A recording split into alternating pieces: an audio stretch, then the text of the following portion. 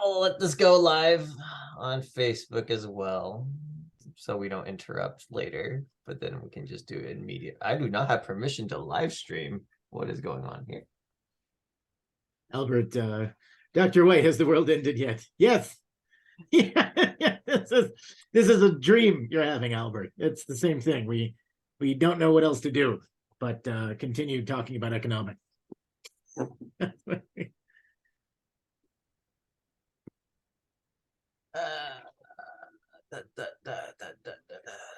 But yeah, yesterday Oh. the CPI numbers were interesting and interesting and disappointing. That's disappointing.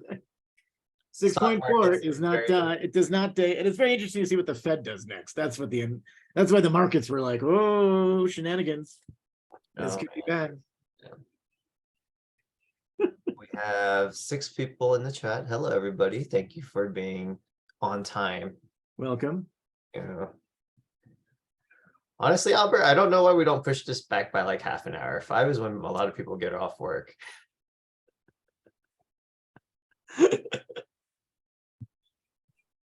It is true. I am amazed every day that people can make it at 5. I really do appreciate it. Thank you so much, everyone who is showing up here. I know some familiar names. I'm grateful. Scott, Joanna, good to see you guys.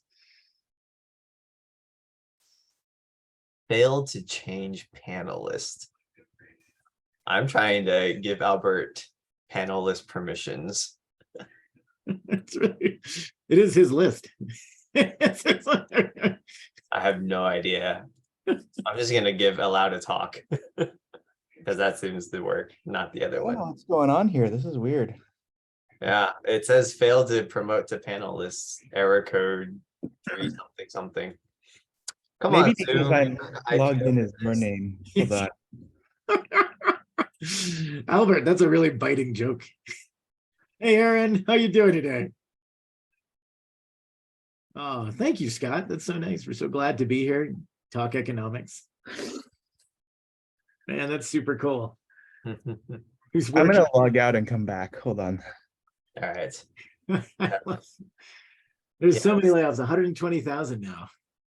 Tech layoffs. Yikes. We'll talk a little bit about that too. I have a slide for that. The layoffs will continue until inflation. Have you seen the price of eggs lately? I have. I was on our local news station talking about the price of eggs. I'm like, the price of eggs is high. That's what I said to people. It's too high. And it's really fun because there's the avian flu component of that element that affected so many birds that needed to be culled. And so you have a variation in this, but it's really hitting it. Eggs are ubiquitous, and we take it for granted that they're in all the things. And so as a consequence, it's really accelerating food prices. And they're like, I'm like, people ask me, they said, what can people use instead of eggs? And I'm like, sawdust, pieces of whatever we find. Oh. Look, trading economics. That's cool. Yes, Aaron, that's a great website, by the way. Aaron Wright pointed out here, trading economics. I like to keep track of all the consensus forecasts. It shows you when consensus economists come together, what we do is we all predict what things will be, and it's called the consensus forecast. And there's also a lot of herding. There's a lot of research to show that people look at what other people are doing, and that's basically what I do with a lot of my gig. But if you click that link that Aaron pointed out here, you can actually see how close a lot of these estimates were, and it's international too, not just the United States. You can grab UK, European Union data, South Africa data here, a bunch of other places. So it's pretty neat. So surprises are what's really interesting because the market responds to surprises. Oh, there we go. Albert, did you write it or did you use ChatGPT to write it? Oh man, this is perfect. This is an original poem from Albert. The macroeconomic situation's been red. My board of directors are blue. Well, I take all the blame. Unfortunately, I'm going to have to lay off you. Love tech CEOs. Ooh. If you read all the generic sounding layoff letters lately, that's what they all kind of go with. So I had to mock it. I know. The responsibility is on me, but the consequences are on you. We need to get rid of this separation of responsibility and consequences. All right, we are 5:06. Any further and we would be disrespecting people's time. So let me just get through with the intro. Thank you everybody for being on time. Hello, if you've been here, welcome back. If this is your first time, hello. This is our monthly economics discussion on the job market and economics and macroeconomics and how that affects the job market with Dr. Riley White, who is a professor of finance at the University of New Mexico. He's got a laundry list of impressive accolades, and government entities rely on him all the time. They talk to him, call him up and be like, hey, what's up? What's wrong with eggs? But long story short, we're here to discuss how what everything is going on is probably going to affect the job market and probably going to affect you and the stock market and pensions and retirements and all that. And without further ado, on to Dr. White.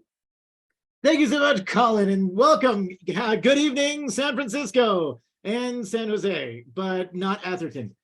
So good to see everybody here tonight. Thank you so much for coming. I'm so grateful that you were able to make it as we talk about a couple big topics today. We're going to go over a presentation about the overall jobs report that happened at the beginning of the month, and then what was released yesterday, the inflation report, and what that means. I want you to ask as many questions as you can about a number of topics. If I don't know the answer, Colin or Albert usually do.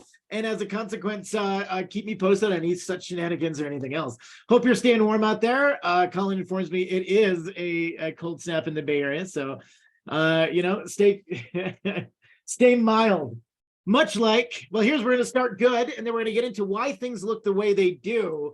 And because, in my role, in this role of economics and finance in these spaces, and I've got a forecast dinner I'm going to give next month where I have to get my act together involving this. So I'm going to give you a little practice for our next presentation in March, I hope. But one thing that we're going to do here is I'm going to go into the jobs report, which was good. And then there's some other issues associated with it, of course. And you're looking at this and you're probably saying there's a huge detachment in between what I read to be the jobs report and my actual opinion on the ground in Silicon Valley, experiencing the essence of what is the tech layoffs that have been happening lately. So let's rock and roll. And as you can see, my name is Riley White. I'm an associate dean as well as a tenured faculty member at University of New Mexico. Family comes from the Bay Area on my dad's side. So here, this is great. This is what happens when you get priced out as you study economics and move to other states. So let's talk a little bit about this. January 2023 jobs report. Here's what we got. Was it good? Yes. Was it epic? I would say so. This is a good jobs report, even in the best of economies. There's a few reasons, though. I'm always going to be the negative because we're forward looking as economists and finance people. What we do is what we know. We know a lot of this jobs report is measuring stuff that's already happened. And so as a consequence, it may not be exactly, this is the rosiest slide I've got is what I'm saying. But anyway, let's talk about it. We added 517,000 jobs, and you guys are like sitting there like you're Camus in a French cafe saying, but not in the tech industry. Unemployment reached a 53-year low at 3.4%. Now, unemployment includes people who are in the job market or looking for a job. In the job market, they have a job or they're looking for a job. If you drop out of the job market for any reason, let's say, you're a parent and you have a new child or something else happens, or you retire, you're no longer considered as part of the unemployment calculation. But this is as good as it gets. So where did these jobs come from and what were they? This is the really interesting part, because this also jives with the information that was released today on consumer spending vis-a-vis the retail market today. Right now, we added about 128,000 jobs in leisure and hospitality. About 99,000 of that were in food and drinking establishments, mainly restaurants, but other things, bars and such. 82% in professional and business services, and about 74,000 in government employment. So this has been really robust, and this is a symptom of actually something that we saw. People are still spending money out there. However, consumer stress is rising. It's not getting better. Wages are still falling below inflation levels, and as a consequence, people are spending despite having less to go around. And it's been incredibly robust.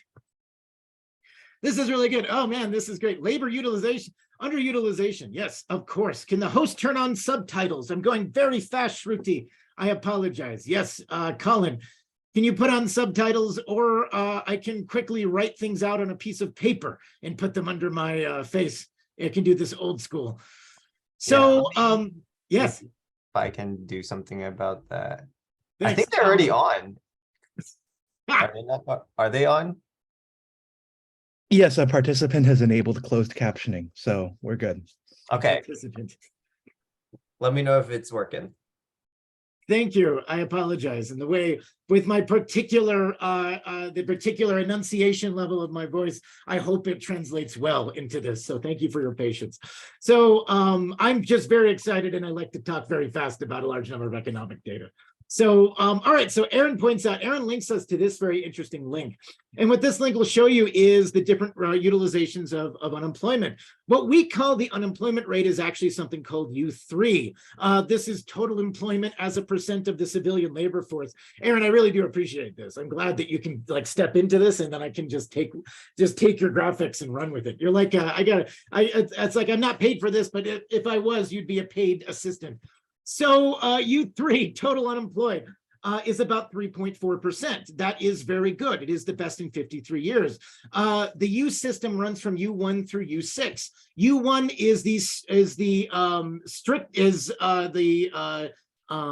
how to say this? This has the lowest unemployment rate. It is the strictest such measure because this looks at questions of only how many people have been unemployed 15 weeks in law or longer. And that's only about 1.2% of the population. It's about 3.4% by U3. By the time we look at numbers U4, U5, U6, we're including different measures of labor underutilization. People say not having enough hours that they'd like to have.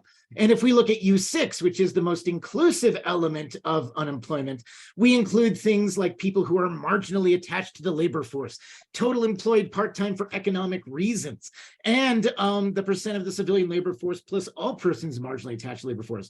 So it's about 6.5% at the U6 level. These are still much better numbers than we saw even last year. And again, right before it matches kind of where we were approximately in the start right before the pandemic. So we added these jobs. They're in industries in January, and they indicate that spending is good. Now, how about the other stuff that's happening? Governments have been hiring professional and business services. In particular, a lot of very technical services have done quite well in aggregate. Labor force participation increased slightly to 62.4%.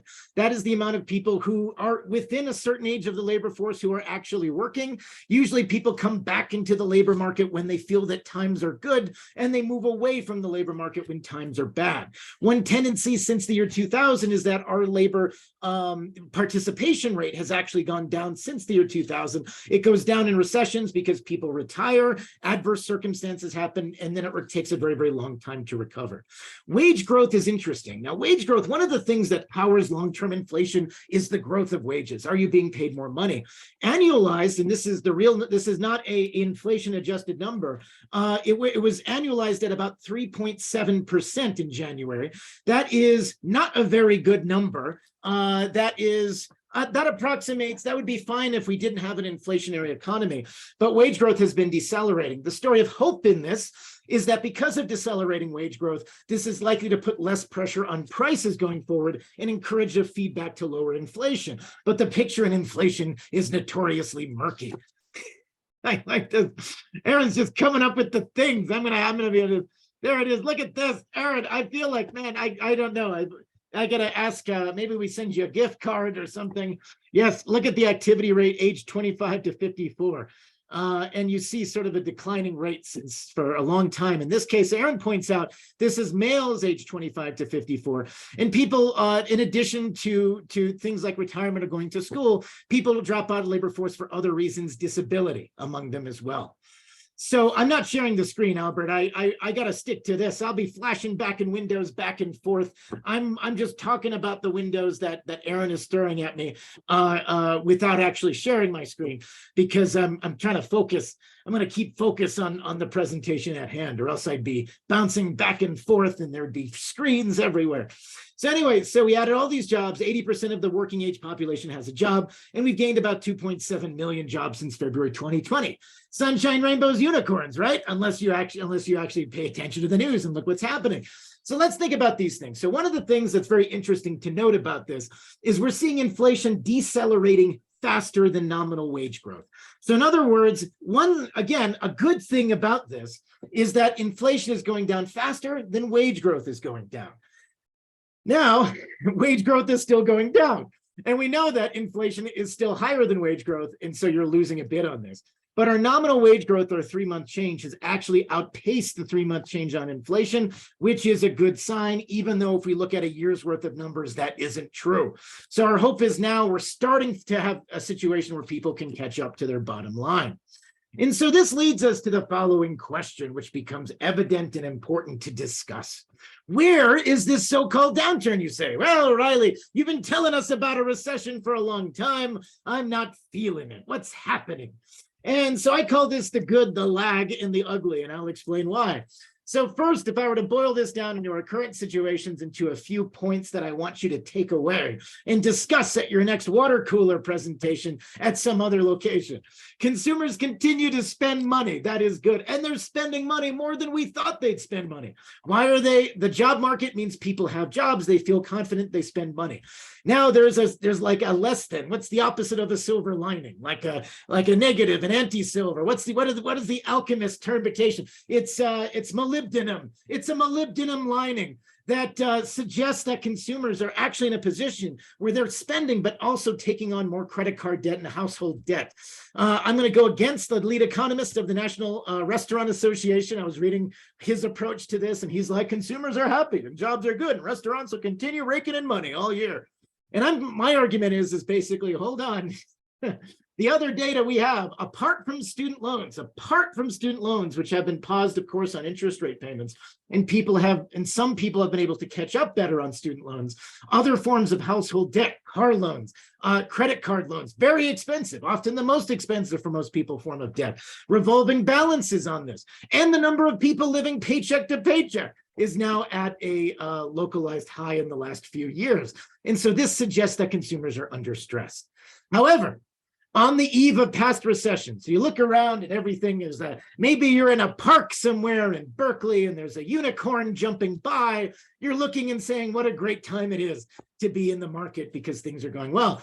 Unfortunately, this is the case in every situation, and also having been a banker before I was an academic, on the eve of past recessions, things usually look pretty good, pretty good, but then stuff happens. And we see where the cracks might be happening in our consumer behavior now. Now, at the beginning of a recession, people say, well, Riley, is it going to be soft landing, hard landing? How are we going to get out of this? It always looks soft when it begins. And then what happens is the Fed either intervenes in a way that's proactive and positive, or it doesn't. Right now, you typically see what's going to happen. What we haven't seen, we see just the symbolic gesture of it, especially in the forward-looking industries in the tech industry, a weakening labor market, but not serious enough to generate widespread job losses. Earnings start to decline, but they're not yet negative. Inflation drops, but yet there's no recession. So let's talk about where we are now and where we're going to go with these shenanigans. Are you with me? Any questions so far? And just drop them into the chat window. I'm always happy to answer anything. No such thing as a dumb one. And you can heckle it or whatever makes you happy. I'm grateful. So anyway, let's start this. Albert says, I still believe that Jerome Powell had Jerome Powell done nothing to raise interest rates over the past year, we'd be in the same place. Ooh, a bold statement from Albert. So did raising rates have an effect? And that's a really good question. So I could argue that certainly because of the delayed effect that higher rates have on the economy. When the Federal Reserve wants to lower inflation, it raises rates. That increases the cost of investing in the economy. It increases the cost of capital, it increases the cost of doing business, and as a consequence, companies start reining in their long-term planning. That usually results in lower inflation, but at the consequence of economic growth, which is also lower. And if we hadn't have done so, and this is a really interesting question, if we hadn't have done so, we would probably have the supply chains would have worked out. I think we would have still turned the corner on inflation. And the question is, of course, the mixed ingredient that, especially in this day and age, and in talks like this, we talk about, oh, this is happening, and all these shenanigans are going forward. There is a certain patience you need with economic data, and a certain patience you have to understand in the way that the economy moves in response to wide-scale changes. I have no doubt that raising rates does have an effect and will continue to have an effect. And it's probably only had a portion of that effect now. So I see exactly where you're coming from, Albert. Now, inflation would fall anyway because reopening of China et al. Would have been a natural equilibrium, and agreed. It would have been, but it would have been interesting too, because then you're looking at other dynamics become in play. So for instance, when we raise rates in the economy, the United States bonds become desirable, people start buying US treasuries and stuff. And what that does is that that increases the purchasing power of the US dollar, which has its own economic effects. And there's all these other things that happen in response to those changes. Albert also says, Albert, you say that I also feel that a softer landing is possible because of 2021 retirements, 1 million plus COVID deaths, and people giving their own way, going their own way to open their businesses due to fears of COVID or COVID mandates. These eliminated jobs simply won't return. It'll be a soft landing because of already existing openings. I agree. I think there's a huge skills mismatch between, obviously the number of job openings is about double the number of unemployed people that we actually have in the country, people looking for a job, and that's a skills mismatch, right? That means that we don't have the right workers for the right jobs. And the question is what steps in and does that? Is it training, and do we have adequate training? And I know there's a lot more that we can do for this. And then to your point too, Albert, there's also the increase in entrepreneurship. We saw a surge of new businesses in COVID. We saw a lot of those businesses sometimes might shake out. They might not do well in the long run, but some will be successful. And that is a true dynamic. Aaron said, isn't one side to corporate reduction and isn't one upside to corporate reduction in employment will improve balance sheets, drive free cash flow, and improve investment capex? Indeed, Aaron, that is true. This can lead to low growth and soft landing. So agreed with this. Oh, you got the Yardeni here on this one. That's pretty good. I know he's always on this. I'm always on the Yardeni LinkedIn. It's an interesting thing. It's a compelling argument for sure. And so maximizing shareholder value via layoffs and such efficiencies. And let's actually, we'll tackle that in a second, because actually this is great. This is a great introduction because we actually have a situation where you've seen tech layoffs right now. So I'm glad, Aaron, for this lead in, and I'm going to give you some kind of broad situation on what's happening. Now, here's the thing. In the long run, do companies in competitive markets, is there a benefit to being efficient? Absolutely. And there's a benefit to produce certain goods and services that are more efficient or more fiscally efficient. And certainly that's rewarded by shareholders and that's rewarded by other entities. But let's think about this for a second. So we've seen layoffs starting with smaller companies earlier this year. They spread actually late last year, they spread across larger firms. This is a graphic from layoffs.fyi. It's popular among you've already seen it. You probably know what it is, but if you don't, it's very nice to take a look at. I just grabbed it and I took out the middle section. These are the tech layoffs and the tech layoffs by industry. And you can get sort of a sense here that even in something as diverse in industry as what we call tech, the 2022 layoffs in green have dwarfed a whole bunch are up across every conceivable sector. And then if we look at the total amount of companies with layoffs and the number of employees laid off, we reached highs in January last month that we haven't seen before. And so there's a couple things at play here that are of note. So is it true that, is it a shareholder value maxim and these things? Yes, of course. But at the same time, you look at these companies and said, what physically changed? Was the market significantly less competitive than it was a year ago? And so, there's a compelling article that argued that layoffs became part of what's called a social contagion. Firms felt they could get away with it because their peers could get away with it. I think that's partially true. I think that's part of the story. I think, but ultimately, at the end of the day, what makes tech layoffs so vulnerable to layoffs in the rest of the economy? And this dates off to the value proposition. If you have your own business, or you've pitched a business, or you've pitched a business idea, or you remember maybe finance that you did in college, right? You had to determine a future value of something. And if you're pitching a business idea that is new, your pitch has to come down to the idea that a market exists for something that you're trying to do, and that this market has some growth rate that is modelable. and that year after year, you're going to reach some successive growth rate level that's going to be substantial. So when we hire people, we hire for potential growth.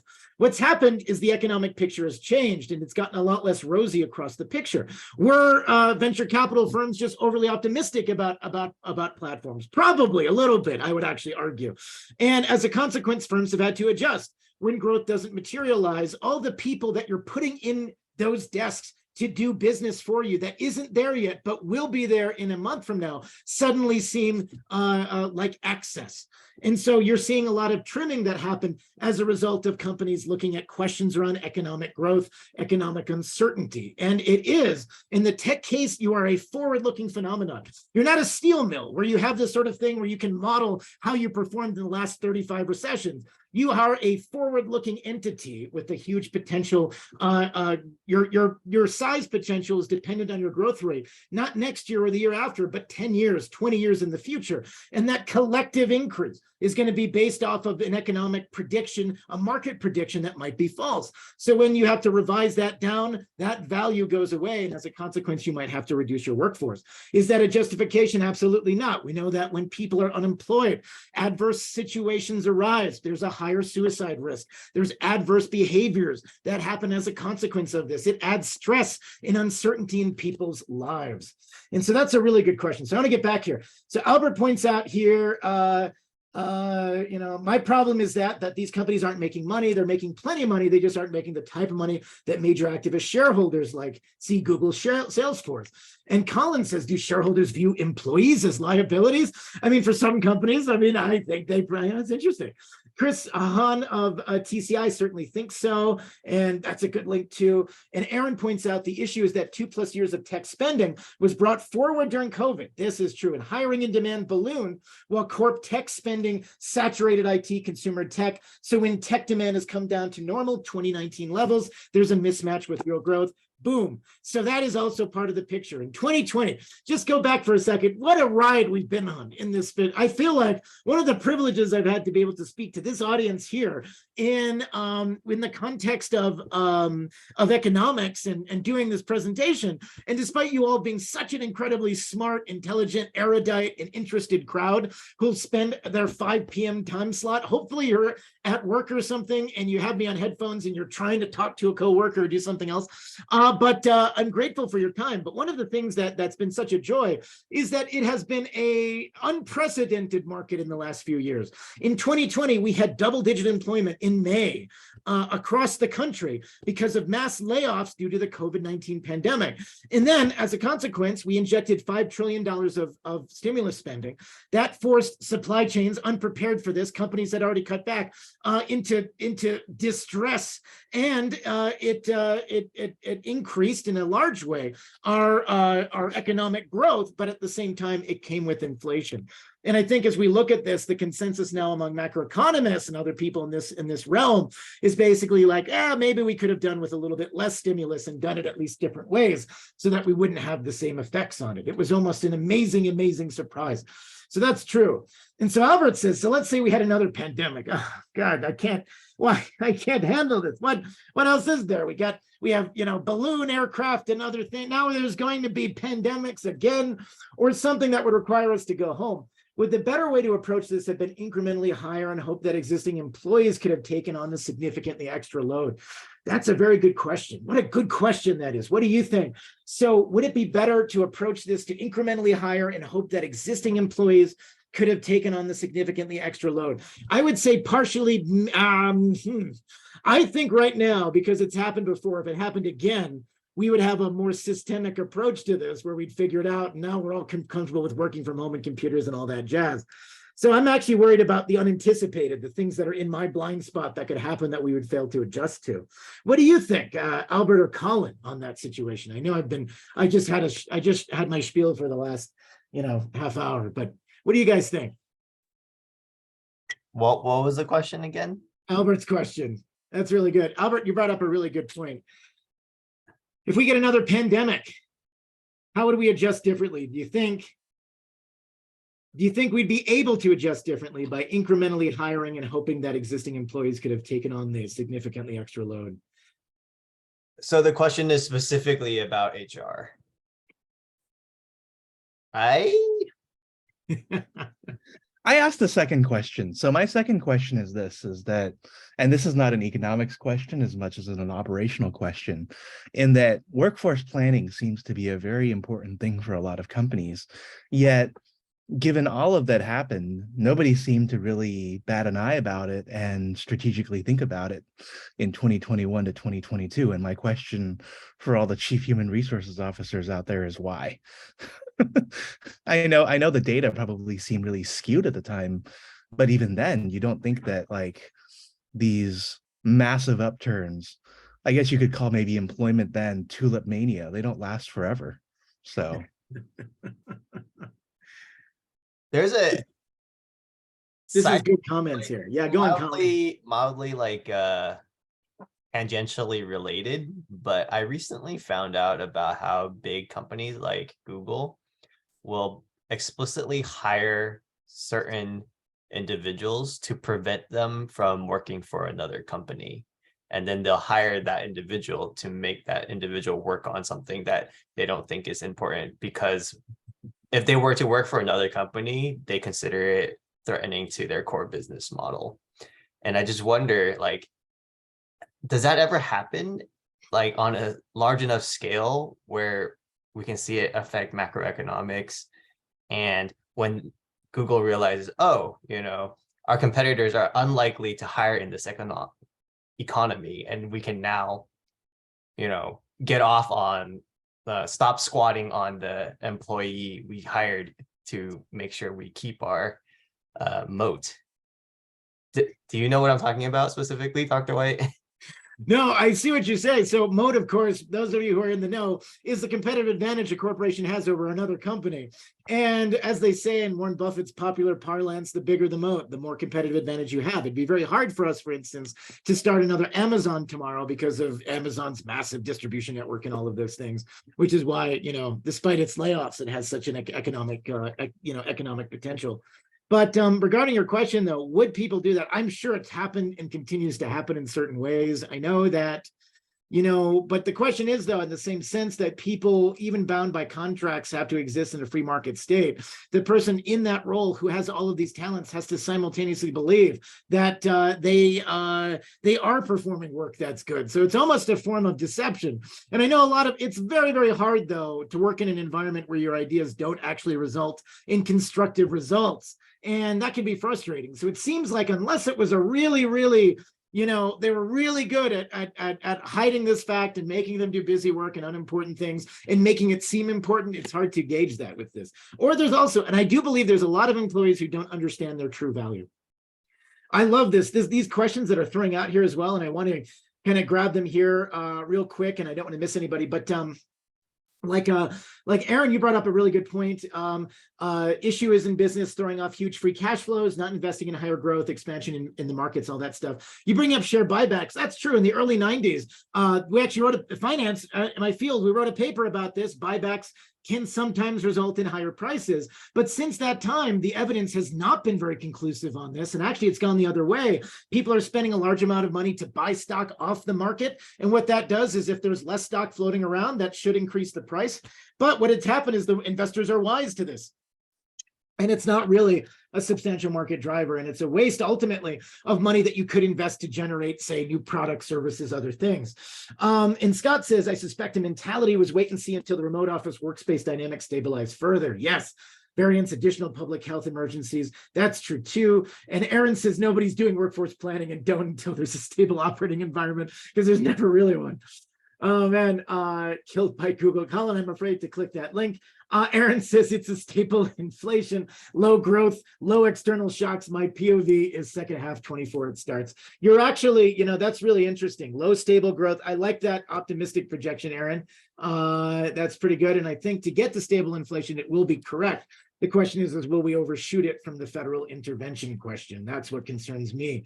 So Scott says the FTC's work prior to July 2021. That's a really good comment from Scott as well. Busy on important work, which Colin speaks could be the result of those years of awareness of upcoming changes in FTC rules. Very interesting.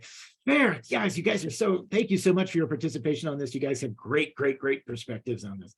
So we know tech layoffs are happening, and they're happening for a number of reasons, depending on the way you look at it. But what happens is, of course, COVID is a part of that. Economic uncertainty is a part of that, and social contagion are all part of this.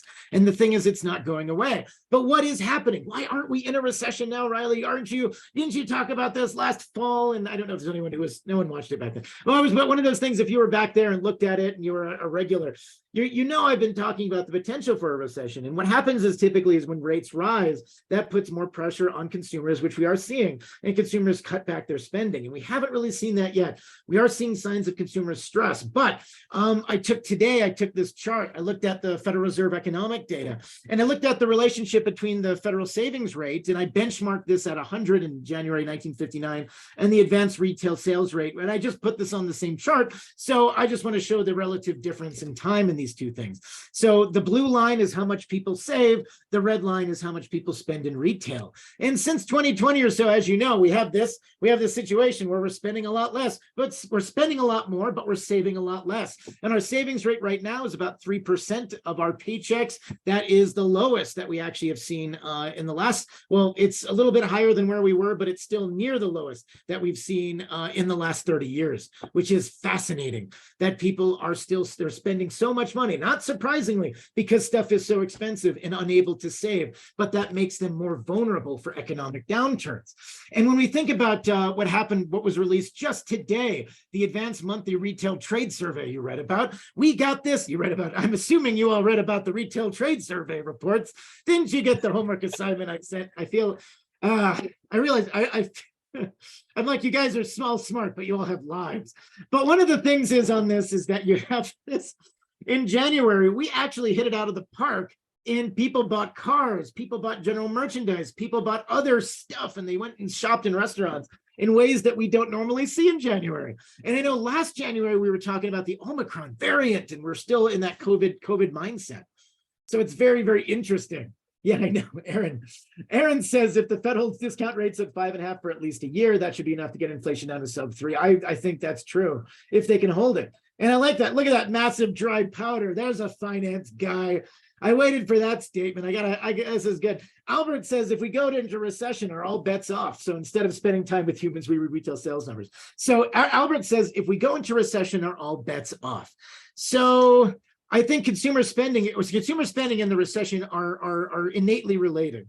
If we continue to spend to the level that we're spending, of course, we're going to end up if we had infinite amounts of cash that people were just like, oh, I dipped into a secret inheritance I didn't know I had. And now I'm buying, I'm going down to the restaurant and buying, I'm going down to Walmart and buying stuff. That's not something we can sustain at this level for a long time. And a couple of things have to give. Either wages have to come up, people have to be flush with cash and get ahead of their debts, or the debt load will become cumbersome, and especially at high rates, as those debt rates turn over, as more people turn in their old cars because their car broke down, and now they have to buy a new one at a 6.5% automotive rate. These things add up, and they cause consequences for consumer spending. And when those net consequences come together in aggregate, you get less consumer spending, which then puts us into a recession. But I think we're held up and will be held down by the nature of this. The other thing that throws that off is if there are more unemployment.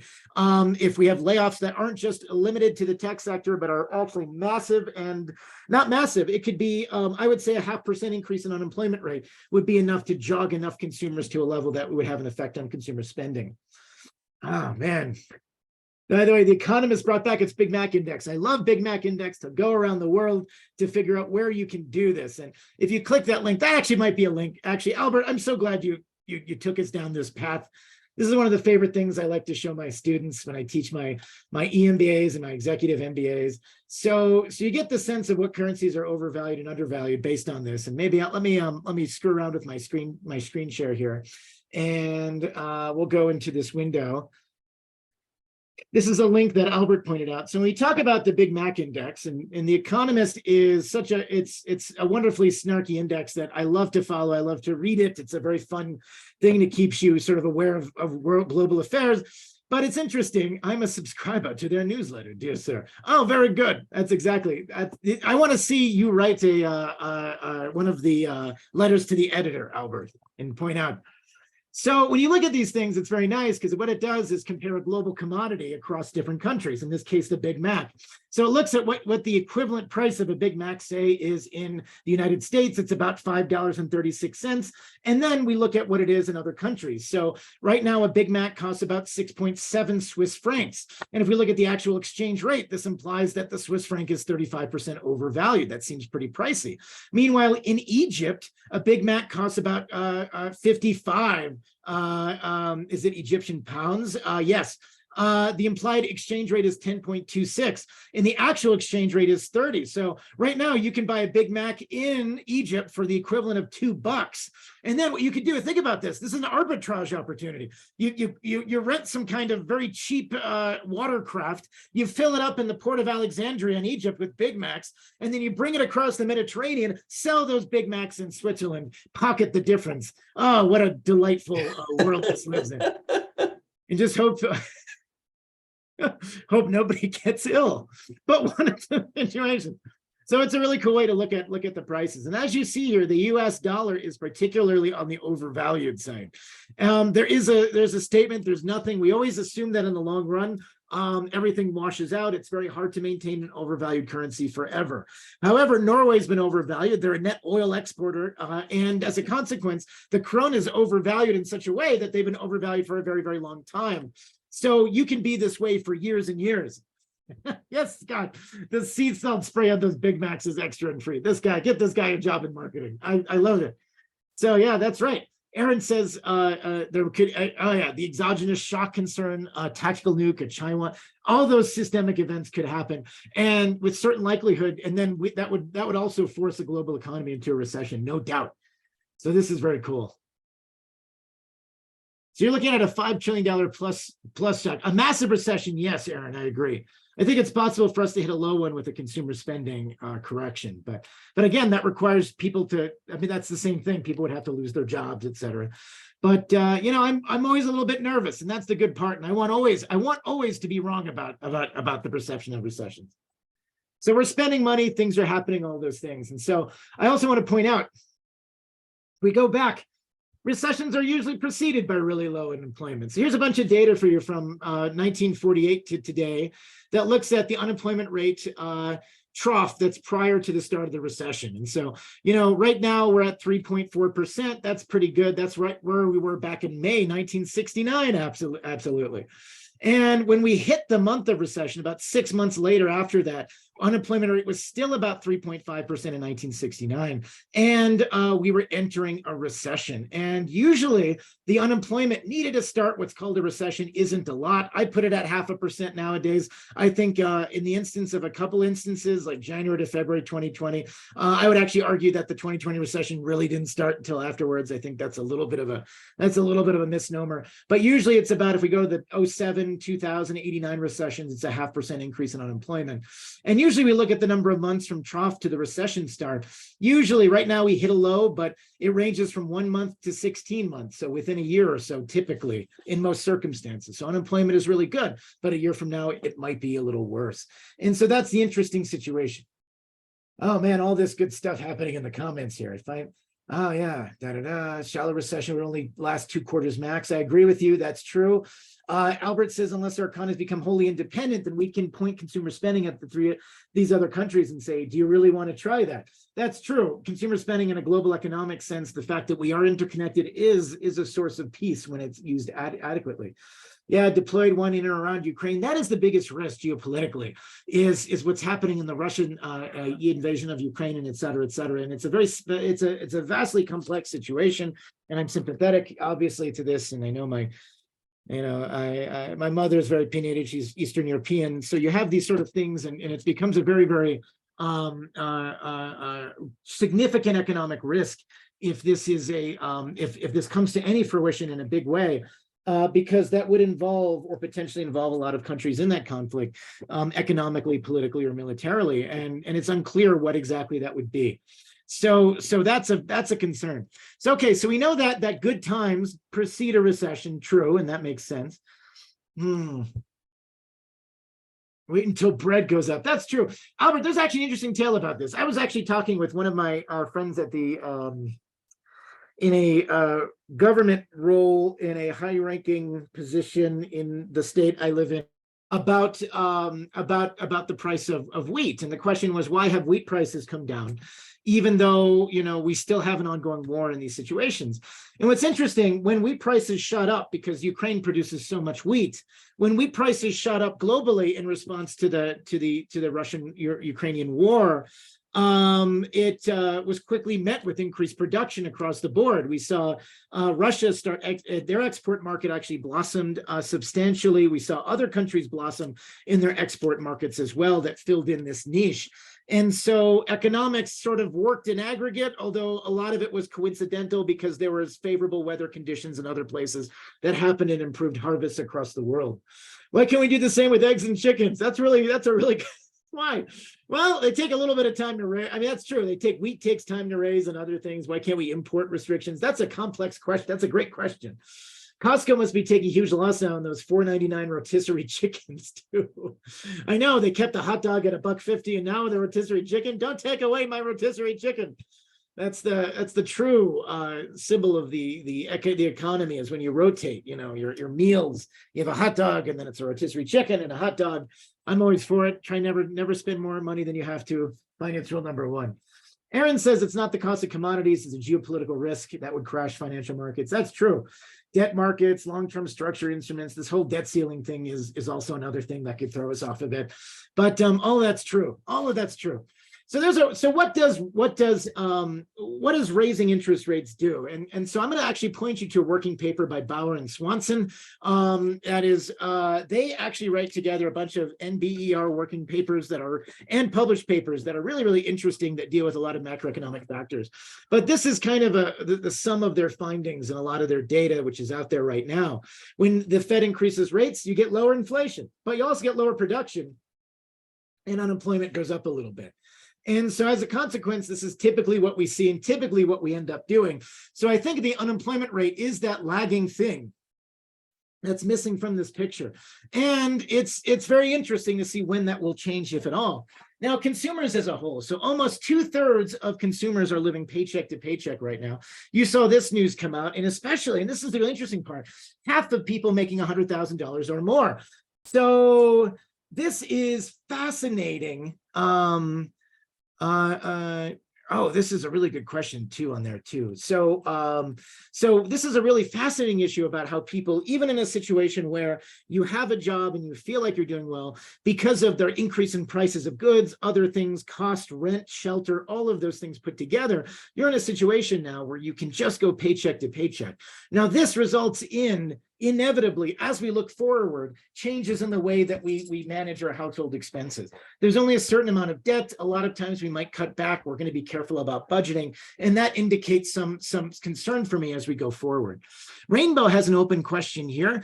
To apply this to job search, do we need to start taking jobs now, even if it's plan B or C, or continue to look for plan A or the ideal job? Specific sectors are at more risk than others. Asking as a seasoned career counselor, curious to best support clients while still helping folks get successfully hired into their ideal jobs. That is a great question, Rainbow. Thank you so much for asking it and taking the time to write such a thoughtful question. I appreciate that. And this is a really good question. So I will say this in aggregate right now. As you know, the job market is strong in aggregate, and right now is a good time. However, it's not even sector to sector. Your ability, or a person's ability, to get a job easily in, say, an industry under labor stress like leisure and hospitality, is not going to be the same experience someone has if they're in professional services, or even, say, finance, which has actually had a much tighter job market relative to some other sectors. And so as a consequence, it depends entirely sector by sector on what that is. Now, the dream jobs are tricky. And when you look at this and you look at this projection on this, and as Aaron points out in the comments, and as we talk about, and I want Colin and Albert to weigh in as well, in the extent that they feel qualified to. But the job market, certainly, this is the good time, so to speak. It seems that regardless of if the Fed maintains rates high, or we end up with a soft landing with inflation, it will lower growth rates, and that will increase. And I think that stress on the job market can only go up from where we are now. I think we can hold steadily easily, and I think there's still a window by which we can potentially have a minor recession. And I think there's a lot of other a lot of unknowns at play. But if you're looking at sacrificing what is your dream opportunity to accept a lesser job, I don't know. I would actually philosophically argue that you should pursue a job that makes you seem fulfilled, because if the job is fulfilling, and that would inherently mean that your employer recognizes you as a valuable worker, even if you are on a limited contract. So, but I also know reality, and without being cynical, too cynical about this, at the end of the day, a mass layoff is a mass layoff, and at some level, no matter how valuable your relationship is with your immediate supervisor, it might be out of their control whether or not you make it to the next juncture. So it's difficult to say. I think you should always explore your dream job in the sense, but also take the best job probably that you could have available to you at this moment, if only to get that capital under your belt, to get you into a position where you can afford rent, housing, other things, and then move into that best position. And let's see, and that's pretty good.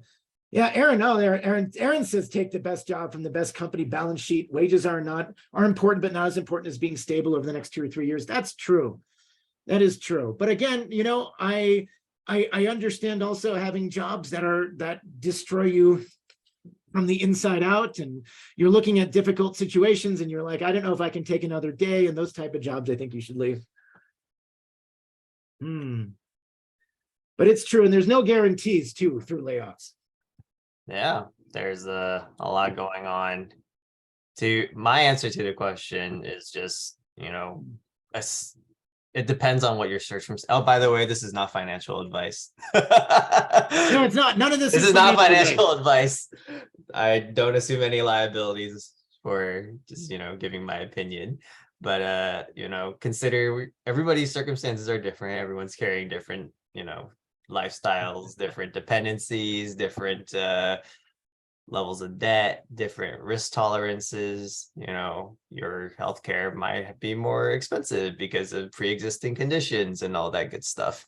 But long story short, it's always a good idea to be like, hey, is my current situation feasible? Is it sustainable? And is it desirable? Like, those are the 3 things I think are worth asking. And if it's feasible, that's great. If it's sustainable, even better. And if it's desirable, that's best. But if you're not at least hitting 2 of those 3, you probably want to, reconsider where you are, figure out where you want to be, and then ask yourself how you're going to get there, and figure out your own path to that sort of success is the best generic answer I can give. I like that answer, Colin. And I want to iterate too. This is the device, because I always think of it now. I'm a father to an 8-year-old son, and I always think all the time of like, what would I say if he was asking me that question that you just proposed, basically, in that situation. And I used to think for a long time, I was very pragmatic about these things. And I'm like, you have to be this and this. And I know a lot of very, it's difficult. I was giving a financial literacy presentation to a group of physicians, actually. And I know you guys are like, oh, what do they need to know? They're doctors, they're smart people. The hard part is they were very, very sad. And it was very, very distressing to me how unfulfilled they were towards those goals. But there is something to be said for stability. There's something to be said for financial, taking the time and having a job that allows you to recognize what you really want. That's beautiful. And the way that you can incorporate whatever your goals are in your life to accomplish what you need to do. And it's true. And it's valuable. I do Albert's list because I find this incredibly fulfilling, and this is awesome. And I find Albert and Colin just awesome dudes. So I'm grateful, and they keep tolerating me. So I keep doing it. So that's the thing. So anyway, this is great, Rainbow. I hope that's not really a good, it's a bunch of different angles on this, but I appreciate the thoughtfulness that went into that question. So let's think of this for a second. So I have an average automotive loans push over 6.5%. And this is some data that came out at the beginning of the year. So you're looking at this and you read the good news on used car prices. You said, oh, at the beginning of the recession, we had this massive shock to car prices, and car prices shot up in value. And you may have bought a car when it was at its most expensive. And you said, oh, wait a second, what a horrible time to buy a car. No, it's interesting actually, because as it turns out, prices have come down a lot, but not in relationship to the financing rates, which for the last year have gone sky high. In this case, they're over 6.5% on average for both new and used cars right now, if you look at a 60-month versus 36-month loan. And this is very significant because it indicates sort of the extent to which cars are a necessary part of this. If you can get by on the BART when you can, rock and roll. But if you live in a lot of other cities, places where that's not an option, cars are a necessity in American life. And as a consequence, they become essential. And you can't control necessarily when your car breaks down, hits the bucket, seizes, or, all of those things. And consequentially, you end up in a role where this financing change is having very significant effects on the actual price of vehicles. We actually reached, despite car prices having come down, the average automotive loan exceeded $700 a month in the December of last year, and that's the highest level we've actually ever seen. And so prices are one of those things. It's also worth noting as well, there are two things at play with regard to things like cars that are actually very telling as how the market will play out in the inflation side. Right now, we know that supply chains have eased, and that's benefit the cost structures of a lot of firms, allowing costs to come down a little bit in some sectors that were really stressed out by the recession and consequential supply chain issues. On the other side of this, though, we actually are in a situation where car companies are looking back and saying, hey, all of our input costs are more expensive now, and they're going to have to push back with price increases as well. And so we're at this struggle between easing rates on supply chains and then increasing costs on the other side. And those two levels are going to cross, and that's going to result in potentially higher prices too. Now, one thing I like to point out in the negative side of this, the top conference board, I like pointing this out once in a while. This is courtesy of the macrocompass.com. The conference board, top 10 leading indicator index. 100% hit rate on anticipating recessions. I do hope it's wrong. But in this case, we do have a negative number that does suggest, on average, there's a 7 to 8 month lead time that suggests that sometime in the second quarter, we'll have a recession in 2023. I don't know if it'll be that soon, but in any situation, the leading economic indicators indicate otherwise. So keep an eye on this. Now let's talk about inflation a bit. So inflation, oh my goodness. So inflation is at 6.4%. It's 0.1% lower than our last reading last month. Hooray, but it's still high, and it's still tracking way above where our net is on our increases on our wage growth and et cetera. Core inflation, when we strip away certain aspects and look at, say, the core inflation as a driver, actually rose to 5.6%, driven by service sector inflation. Things like hotels, car insurance, vehicle repairs, and then you have things like the price of eggs, which are through the roof. Now, benefits from produced supply chain costs, what I was talking about, are running up against increased actual input and production costs. And do you think, and the open-ended question is this a pathway to more rate increases? Is this something that we're going to see where the Fed will respond again with further increases? I think it's possible. They're looking ahead at a number of factors, stripping away these things, but we also have some moments of hope. And I want to go into why perhaps, maybe not, they might consider at least keeping rates steady, increasing them one more time, and then potentially even looking at the question of pivoting when negative economic situations arise. So the CPI index right now has a lot of units in it, but one big driver of it in January, as it was in the last few months, has been shelter costs. Shelter costs are lagging indicators. We saw that big uptick last year starting actually in 2021, and that's going to take a little while to run through the system. And as a consequence, this lagging indicator means that a lot of that is showing up in the CPI now, about half of it being the cost of shelter. Food and energy. Energy is always up and down depending on the nature of the markets. Energy costs went up last month across the board, and as a consequence, we saw that in CPI. Core goods, actually, we've seen an incredible improvement. In the middle of the supply chain issues in 2021, core goods were a big chunk of inflation. That's gone down to essentially nil. And then if we look at core services, excluding shelter, not a very significant part of what makes up CPI right now. And so it really comes down to food and energy, and it comes down to shelter. One of those things, shelter, is giving us cause for hope in the sense that that's going to start piecing out soon. Inflation, when we look at regional and cross-Atlantic dynamics. So I live here, I'm a professor and associate dean in New Mexico. Obviously, every time I spend money, that causes inflation to go up here. That's why the Mountain West is so high. But the rest of the country has varying rates of inflation. The West Coast kind of on the lower mid end of it, and the Intermountain West on the higher end, primarily driven by shelter, all jokes aside. Across Europe, on the other hand, if we look at our Atlantic trading partners on the other edge of the world, the other large economies, the United States fares pretty okay, middle of the road in most states. States like California at 14% in the last 2 years matches countries like Germany for the level of inflation we've experienced. But meanwhile, you look at other countries, Eastern Europe, Poland, Slovakia, Czech Republic, Romania, Bulgaria, other places, they're looking at double-digit. Hungary and the Baltic countries above 30% inflation in the last 2 years. And I guess it's all a matter of perspective. We do things globally. If you had any questions, we weren't an interconnected global economy. As it turns out, we are. Now let's talk about pandemic prices. Will rent growth peak? And when rent growth peaks is going to be critical for future inflation prints. This is a graph created by Joseph Politano, who's very fun to follow on Twitter. He's got a lot of good graphics, a lot of good information, and a lot of good data. So CPI rent, CPI owner's equivalent rent, that stuff is in the market now. We just started 2023. They're up here. But here's the thing. We look at Zillow observed rent index, the apartment list median lease. We expect all these rent numbers to start coming down this year. But the nature of that turn will decide how CPI behaves in the next year. It's all about that shelter when it comes down to CPI and our ability to get a hold around inflation in the next year.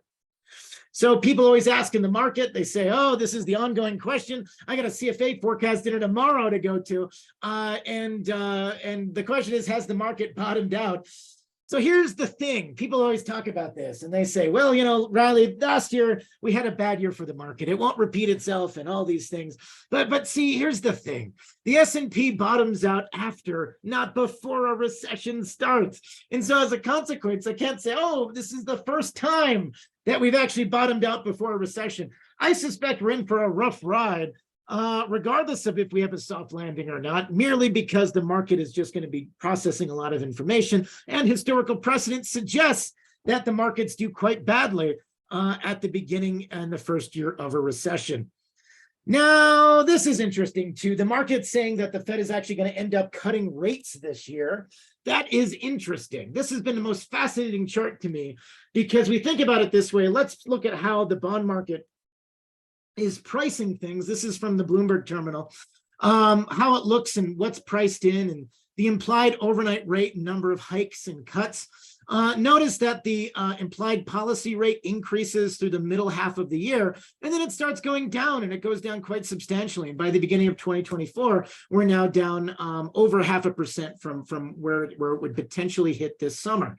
Now, let's think about this for a second. Why would the Federal Reserve lower the interest rate? They would do so in the consequence of bad economic conditions, meaning that we need to see unemployment, other things, other bad news bears happening in the economy that would lead them to stimulate the economy via a rate decrease. And so the markets are simultaneously increasing, but simultaneously and illogically pricing in a rate decrease, which implies a negative economic circumstance happening towards the second half of the year.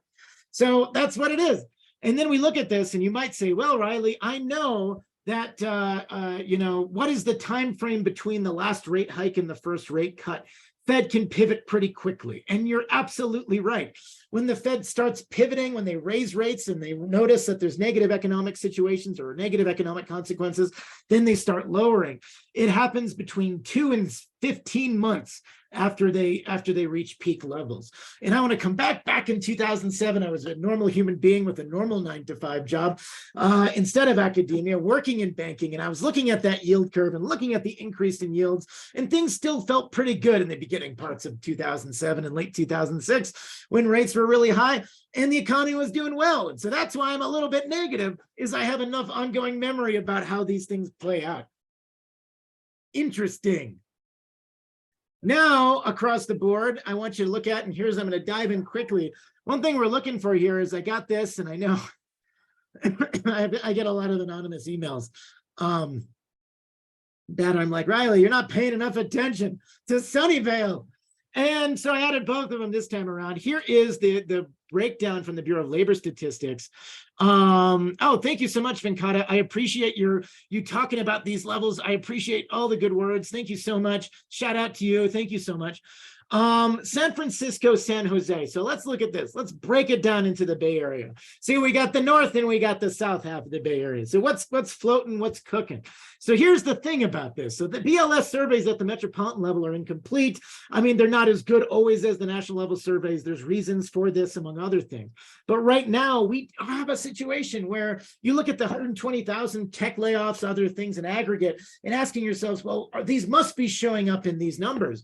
And for a couple of reasons, they aren't. They aren't showing up at all, in fact, in either of the government numbers in December. Now, we need a couple months, and one of those is the delay, right? So you're not officially on unemployment, right? You're not officially, there's a sense of when your actual last day of work is, when your severance package runs out, when you choose to or not choose to be on the job market. And then there's the question of, did people leave one job and find another job?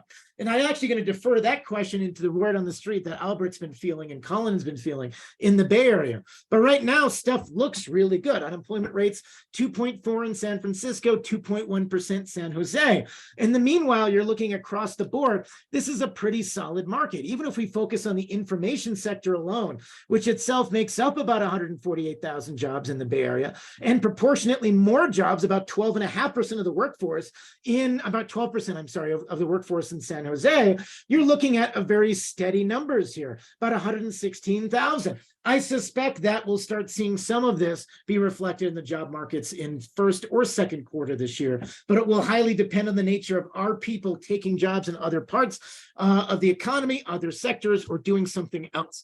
So I'm curious, Albert or Colin, what is your take on what's happening now, particularly in the Bay Area? We know we're not seeing it in the numbers yet.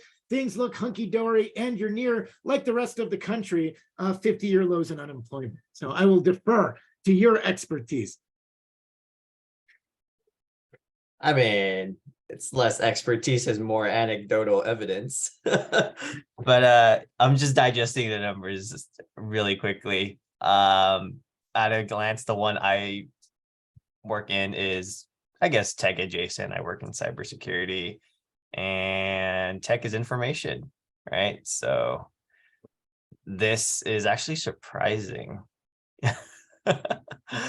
Given how many layoffs we've been hearing about in the tech sector. It sounded like everything was a bloodbath, and it was. You know, the venture capitalists and all the investors were smelling blood in the water, warning about the sky falling and everything's going down. There's this app called Blind, which is basically anonymous for tech workers to discuss. And if there was a fear index on Blind, the fear was max for the past few months, is the best I could describe it. As we also saw recently, layoffs are not done. I personally predict at least 2 more waves of layoffs from most of the top tech companies. You know, they're shedding things. They're done doing a lot of certain things, and the appearance of AI has landed like a giant whale in a kiddie pool. I don't know about any of the other sectors, but in my specific sector, information and technology, AI has changed everything from a very incredible point of view. And a lot of people were worried. Some people weren't, because it's effectively good at regurgitating what already exists and terrible at coming up with something completely new. And that's where innovation lies. Yeah, I guess my take is just, hey, if you're in tech, don't worry, especially if you try and match yourself up against the AI and hey, this is my strength. This is actually a good time to be like, hey, what are my actual strengths? Because we don't usually get to do that in the professional sector, like match ourselves against other people. Like, you can put your resume next to someone else and be like, hey, I can do this too. But at what point, like, if both of you match against the AI, then you have a nice neutral frame of reference as to what your genuine strengths as a worker or contractor or freelancer are, I think. And then that's your actual new selling point. And I think the rest of the sectors will catch up to this sooner rather than later, hopefully, but it will eventually branch out.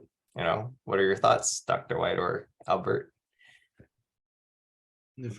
So I love your point on that, Colin, across the board, and I think I suspect that it will be interesting. And you pointed out some interesting characteristics. Will there be more layoffs? Yes. Will there be will this impact this bottom line? Yes. And I do think in the next 6 months, and to the point that Albert was pointing out, involving H1s and severance payments, and then there will be a significant uptake. I think that is coming here. And to your other point, and I love this point too, because I'm very curious about this. I know AI, of course, and many of you have worked in that field or close to the field, and you've understand the development over the last few years. It really did have an aha moment in the last month where it became something that was truly accessible. I don't imagine, right now, everyone will read the memes where I asked an AI to do this, and then it did this, and no one really, I'm like, that's stupid and it's made up. But then now I'm like, I read it now and I'm like, I just literally asked an AI to do this, and it did a pretty good job. And it makes the accessibility and the utilization of it as a tool very relevant. And it's going to be interesting. And Thomas Malthus, an economic theorist, you've heard of him, and the word Malthusian comes from his doom and gloom predictions of how labor force replacement would happen in response to economic circumstances. That's never really happened. But what's happened is labor force adjustment in response to different needs. And so I'm really curious how the market will adjust to deal with AI. I know in higher education, my field, one of the things that we have to really consider and adjust is the nature of what it means to train people. What does that mean? So for instance, if we had a very smart AI that could do a lot of the work that we need to do for us, we would focus on a whole different, other segment to train people on, hopefully more effectively, the critical thinking side, less of the straight up diagnostic and more of the forthright planning and being a conscientious and deliberate higher level thought and how to engage things. But that will change. I mean, and I'm curious, how do you think it will change the job market, Colin? And you noted that a little bit, or how do you think the job market will adjust to AI in your experience to this? Like, where's the opportunity? I'm putting you on the spot, but I love it. I mean, well, off the top of my, because I've been playing around with it for almost 3 months now, and I've actually incorporated it into my job workflow. So I can speak to like what it adds and what it's very good at, in specifically my line of work, is giving me a jumping off point. It's never going to give me a complete product, and that's fine. Like, I didn't expect it to, and if it did, then surely it could just replace me. So I'm glad that it always needs to be a human, at the end to take what it has effectively regurgitated and then, fix it up or say, oh, this is clearly wrong. And obviously the big one is fact checking, because apparently if you don't fact check, your company loses 8% of its market share, market cap. This is what Google did. Instantly wiped off $100 billion off their value. So there's a lot of human to program interaction that you really need to do. And I think what's very important is like learning that. Like, it's not really something they taught you. It's just something you had to do. But like, it becomes more and more important to be able to know, hey, what are the right questions to ask the AI? What is the way you ask it to get what you want? Which I call prompt engineering, which I believe 100% will become like an actual listed skill on resumes in the future. Prompt engineering. And then being able to say, hey, when the AI is done with what it does, I can, work off that. It's just another tool right now. I don't think it's going to, there's a few things it can replace though. It's very good at, it's actually shocked me that you can tell it, tell me a story or explain this concept to me as though you were telling a children's story to like a 7-year-old child, incorporate a dog, and then make the dog friendly. Like, it could do that, and it does it really well. And I've tried to test its limits. There's a few things it can and can't do, but I'm sure that, you know, the next version will only be better. There's very creative ways to use it. So as a creative person-ish, that was my initial like fear. There are creative ways to use it that I don't think the inventors or the writers of the code intended for it to be. And I've been playing around with it, and I think there will be new forms of art, new forms of creating content to come out of this, which is extremely fascinating. And like finally, like, is it going to replace your job? No, it might replace certain duties. Like the first thing you should be asking yourself is like, how do I use this? Not why should I be afraid of this? Because if you can use it, you have power over it. Like flip the mindset. The moment you figure out how to use something, you have power over that. And I hope everyone like internalizes that mindset, because it's an extremely powerful mindset to have. And then learn how to use it and incorporate it. It's just like another tool. Wow, thanks, Colin. I appreciate you dropping the wisdom in this. That's so great. I appreciate that so much. I might use a similar phrase to my executive MBA students, and no doubt they will interpret that entirely differently. But I like that. So let's talk about this. This is good. So I don't want to dodge this question. Albert asked the bottom line question here: how doomed should you feel based on the circumstances of where we are now and where we're going to go? And the bottom line is this, is that right now there's a lot of uncertainty. There is the red warning lights flashing before are still flashing. And it seems likely with an inverted yield curve, there's an amount of evidence over here that suggests a recession is coming. How severe that recession will be, now that's the question. There isn't anything, we have well-capitalized banks. Our institutions are basically sound at that level. We are a consumer-driven economy to the extent of about 2/3 of our GDP is directly based on consumer spending. And so we do have an interconnectedness around this, and we should expect that unemployment by the end of the year will probably go up, but it doesn't have to go up severely. And that's the point. And I guess one of the things I want to reiterate is the nature of the response of the federal government and the Federal Reserve itself. Two separate entities will decide how severe a recession will ultimately be. So don't worry about it, but caution is good, and caution across all the lines are good. Be cautious in good times. You know, if you're looking at a situation where you'd like to start saving money or haven't saved money or concerned about how much you have in savings, do look at that, try to figure it out, how long you can last in the event that there was an adverse economic situation where your particular job was hard to hire for. And that's just common budgetary sense and common sense. But I don't want to put anybody in the doom and gloom section, but I want you to be thoughtful around how you manage your budget this year. Cool. What do we got? Any questions from anybody? I guess it's open question time. We have 13 minutes. Yeah, this is good. I'm excited. Tentatively, Albert says, what industries do you see growing during this uncertainty? This is a really good question. Here, let me put my dog down here. My dog hopped in my lap. Let me go to this because I'll actually show you this. This is so let me bring up I'll bring up a generalized finance answer to answer that. And so when you think about the nature, one of the philosophies behind investing is called is business cycle investing, or playing different business cycles.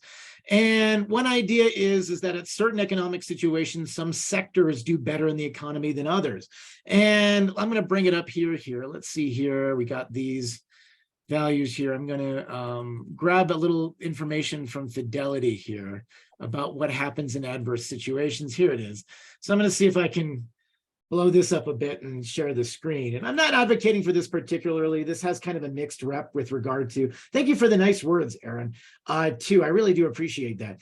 So one thing, if we go into Fidelity here for a moment and just take a look at, they have a nice little argument about, you know, how sectors perform in response to different economic conditions. And this is, I know it's going to be hard and a little bit fuzzy to read as it translates over to you, and that's because it's fuzzy on Fidelity's side. But when we look at this, when you look at, say, late cycle and recession, we have different things. Usually technology does really badly. late cycle in a recession. That's no surprise. And that's sort of what we're seeing in the late cycle. Consumer discretionary also does badly. Now, we haven't really seen that yet. We haven't seen consumer spending fall off. Often that precedes a true recession, and then there's a modest recovery when the recession actually happens. We're still waiting on that right now.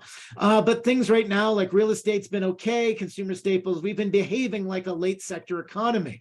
Things that do well in a recession typically, but not always, include things like healthcare, things that people need in adverse times, as well as things like utilities, which offer a lot of safety for a lot of investors because they operate with a lot of potential dividends and other things, and they become one of those necessary things. So Albert says, do you think your job is threatened by AI, Dr. White? I think that there is a lot that needs to happen in higher education to make it generate the type of hope and dream that we want higher education to do. I think higher education is troubled in a lot of different ways. And I think that things that, like, I have a job, like I have a tenured faculty job, which is a great honor to have, and I'm so grateful to have it. Like, if I'm speaking as somebody outside of the industry, it doesn't make a lot of sense. It doesn't create a lot of incentives for those faculty. And I'm actually, the jury's out as to whether or not, anecdotally anyway, that I'm certain that at least among my colleagues, that people are happier to have this job. So I would actually say that AI is a ripe time for higher education to look at itself in the way that we train people in a very serious way. And I think that it's an opportunity. Like all things, all economic changes represent opportunities. I hope I can be marketable. I do a lot of things that I don't know any other, that a lot of professors don't do. And I'm hoping that if I end up on Market Street one day and I'm asking for change, throw $1 my way. Venkata says, resolve to find a passive income source by this year. That's absolutely true. Passive income all the way. You can grab it all the way. Scott says, thanks again. Thank you so much, Scott. And we're all grateful. Thank you for coming, Scott. You're a regular, and we're so grateful to see you every time. Oh, man, look at this. 6 macro factors. I'll click on this link here that Aaron posted, shaping business this decade. Look at that. The threat of a recession. Yes, that's what I peddle. Systemic mistrust. There we go. Oh, look, it's like my resume. Poor economic productivity, sustainability, talent shortage, and emerging technologies. That's like, what 6 characteristics do you most associate yourself with, Riley? So yes, that's the situation. This is really interesting. So it's going to be interesting to see how we adapt to those things. I like that, Aaron. That's simple and direct, but how will we do it? And one of the things is training. One of the things is the nature of how we train. And it is really turning a battleship with regards to changing curriculum in higher education. My job is to work on this and think about this a lot. It's very frustrating. And it's not for all, we have very good people. People in universities are generally good. They want to help as many people as they can. But the resources, the will, the technical know-how to actually move people aside from saying, hey, you knew these things before because we taught it to you 50 years ago. You need to know these things now, is very hard to do at traditional institutions. And often the innovative institutions will find a way to help package this, and then we can make it more palatable for institutions like the state institutions that I serve and the ones that I've always been a part of. So Albert, when do you think we'll see our first negative jobs report if we do? So that's interesting. Negative meaning what? So like if we're talking about disappointment next couple months, probably. I don't expect we'll get a 500,000 jobs report. I'd be surprised if we get another 500,000 this whole year. That would be astounding to me. I'm actually going to vote against that. It's like a 90% chance we won't. When will unemployment rates start ticking up? Maybe. I would say 3 to 6 months, we might see an increase in unemployment rate, marginally 0.1, 0.2, 0.3. Barring something else that happens that throws the economy in shambles, like a geopolitical-based event that forces a reckoning on American shores for a lot of other things. But barring that, I think we will start seeing some negative institutions. And I think a small recession or a non-recession, or at least a soft landing that's not quite a recession, or a harder landing that ends up being a bigger recession is more towards second half of the year is what I'm looking at. And do you think we would avoid a recession altogether? Because, the incumbent party in presidential power wants to be reelected. Do I think, one of the things I've realized in all this time is that is that, we put a lot of stake in people's power to do a lot of different things, but the economy is its own beast, and it's not easily shackled even with very strong political frameworks. So regardless of what happens and goes for whatever political party out there that everyone affiliates with, people take credit for things and blame other people for things that are out of their control. So I think it's going to be tricky, and if we do end up in a recession in early 2024, and we do end up with bad economic situation through the end of 2024, it will make it more challenging for the incumbent party, even if the incumbent party does everything right economically. So that's just a fact of how people perceive the relationship between the economy and government. So I'm, going up the street. So, we'll make it a podcast. It'll be great. That's what I'm going to go. We're going to do it right there. Where should we put it? We'll put it down in the Tenderloin somewhere. We'll rock and roll. We'll do it. It'll be good. We'll do it. It'll be great. Yeah. I like it. So anyway, keep an eye out on this, but be on the safe side with your personal finances. Build that cushion is what I would do. Last two major recessions both occurred when incumbent parties were departing power after their 8 years.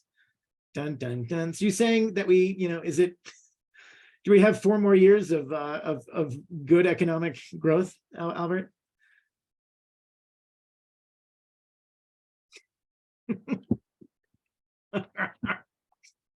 Possibly. My advice for job seekers, this is good. I'm going to echo. All right. So practically, I'm going to really dial down to this. So right now, if you can grab a job and you're looking for a job out there, and it may not be your dream job, but it's a job and you're looking for stability, looking to get that past that 6-month probationary period where you have a little bit more power. We do know that layoffs happen. Newer employees often get laid off first, depending on circumstances. One thing to look at is do take those jobs, do look at them, do be careful and considerate about the way you look for jobs in the future, because there is a lot of uncertainty in the next year and a half, and there is uncertainty that's reflected in the nature of dynamics. And no matter how important your job is or how valued you are in your local unit, as I found out, by the skin of my teeth, in 2008, I was in the banking industry, a very industry uniquely hit hard in the Great Recession, particularly badly for a lot of shenanigans that we rightfully deserved. I realized too late the consequences, but I got in by the skin of my teeth to a PhD program, and they laid off my entire unit a week later. And I don't know, in my alternative reality version of myself, what would have happened to me had I been laid off, and where my career trajectory would have been if I hadn't have gotten into grad school at the very last moment. So I Forrest Gumped my way into academic economics and finance, and I want you to be better. I want you all to be better than I am. And so do the best you can, and try to be conscientious, deliberate, thoughtful, and do value stability where you can find it. Can you provide 3 references to past employees? Okay. Sure, I'll send it to you. I was a baker, I was a janitor, I worked in UPS as a temp job. I did all kinds of shenanigans back in the day. That's my answer to Alvin's question. Can you join? Obviously, you can't ask the financials, but what's the next best? Provide 3 references to past employees. Oh, that's funny. That's funny. Oh man, whether a company is good enough to join during this time. So here's the thing. This is hard, right? So if you're working for a privately held company, and I do believe Colin's right, though. It's true. Colin in his wit is also correct. But when you look at financials in a company, and if it's a publicly held company, you get a good sense of their strength of cash flow. You can look to see how well they're valued and all these other things. Startups are always going to be tricky. That's always a risk you're going to take. And even if it's a startup that's privately held, that's been around a few years, I mean, there is an inherent level of risk you should associate with that job. And so consequently, treat that like any other risk situation you have, right? So higher risk, higher reward, right? So the reason, if you have two job offers in front of you, one's for a publicly traded company, the financials are self-evident and you have a good sense of their state of cash flows, that's a lower risk by virtue of the knowledge that they've given you. You enter into a new firm, it's high risk, things might or might not be on fire, but man, the CEO is an all-star personality and they made a real case for hiring me. I think on the other side of this, you have to really ask yourself, if that's the case, and I am taking this job with these unknowns, I want to see that in compensation, benefits, et al. And to be convincing about that. Risk return, that's how the game is played. The more risk you take, the bigger the return, and that's something you should expect.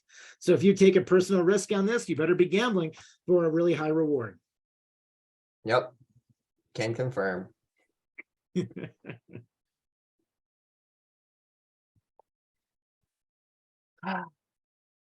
I've downgraded my sparkling water to the generic brand. So Oh, I think wow. it's the Costco brand, actually. So I'm Curtin Signature, I think. I had a second ago, so I'm working on it. Is that a leading indicator? It is.